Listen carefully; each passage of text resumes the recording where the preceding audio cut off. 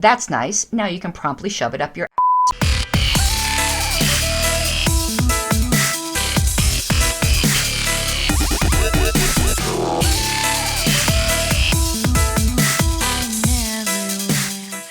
Okay, let's see now if we can go to the next clip, which I believe, this is just one clip, it's short, and it's Richard Dawkins whinging about faith schools in Britain. And I just found this comment sad, because even though I'm not an atheist, I really admire Richard Dawkins and Christopher Hitchens. And crap, I'm forgetting the other guy who I like the most. He's one of the four horsemen. Holy crap, Sam Harris. I don't agree with their arguments against religion, but I think they are all brilliant men. And this clip really, really disappointed me. I do believe in taking the faith out of faith schools, and yes, that would impinge on both the Reverend Gibson and Mr. Flanagan's rights as parents to choose their children's education. But look at the result of parents' rights as exercised in Northern Ireland. Are parents' rights so important that we allow them to risk dividing the two communities forever? The trouble with rights is that there are conflicts between opposing rights. What about the right of free expression versus the right not to be offended? In the case of education, children have rights as well as parents. Children have the right not to be indoctrinated, not to have their parents' beliefs forced down their throat, but to make up their own mind after a proper, balanced education.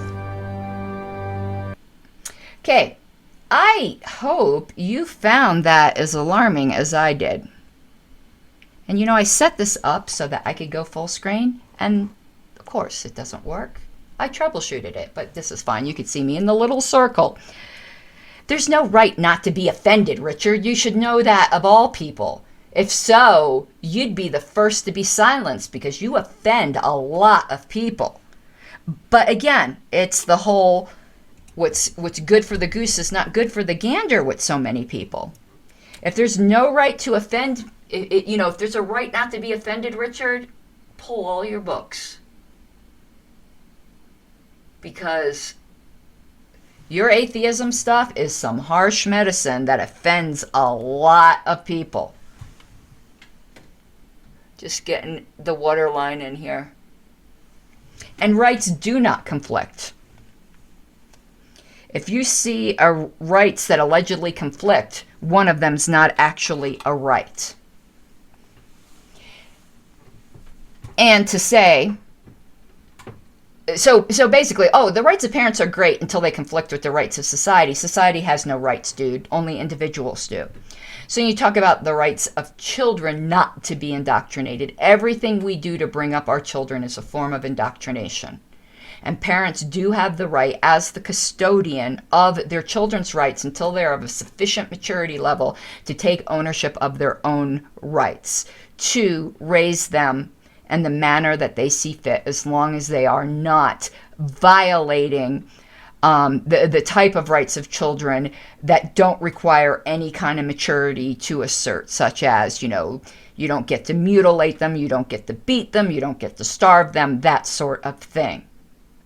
But educating is not the job of you to other people's children.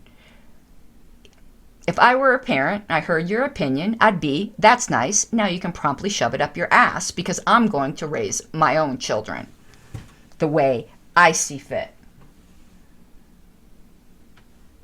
Very disappointed in him. There was no critical thinking there, and he is normally really, really sharp. You gotta take what you're given, that's how we live it. Don't be mad at the system, it's simply how we've existed. I hear a lot of people talking like they politicians and choose to be an accountant because it's safe in the business, not because they want to